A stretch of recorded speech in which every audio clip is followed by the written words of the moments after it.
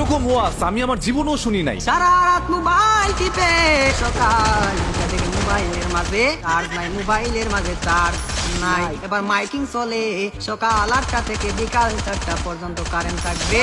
এবার টেনশন আছে না নাই, সারাদিন কারেন্ট থাকবে না। আর যদি কারেন্ট না থাকে আমার মোবাইলটা বন্ধ হয়ে যাবে, আর ওই পারে কথা বলা যাবে না।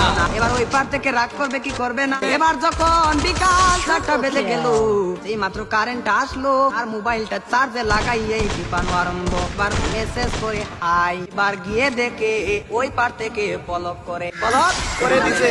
এবার ছেলেটা তো টেনশনে আছে, আরে ব্লক করে দিল আমার ভালোবাসা তাই।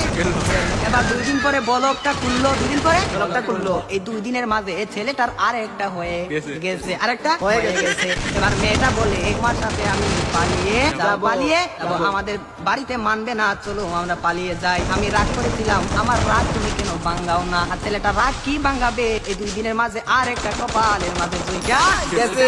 ওই মেয়েটা বলে চলো আমরা পালিয়ে যাই, ছেলে বলে চলো। আর ছেলেটা মনে মনে ভাবে তোমার একটা শিক্ষা দিতে হবে। আর মেয়েটা সকালে স্টেশনের মাঝে গাড়ি গুটি হইয়া রেডি। এবার ছেলেটা তো আসে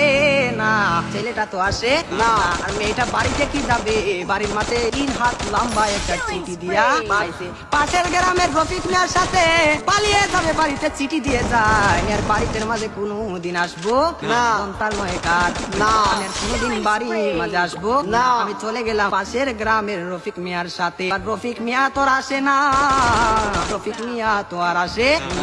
এবার 1 ঘন্টা চলে যায়, 2 ঘন্টা চলে যায়, ছেলেটার মোবাইলে বন্ধ।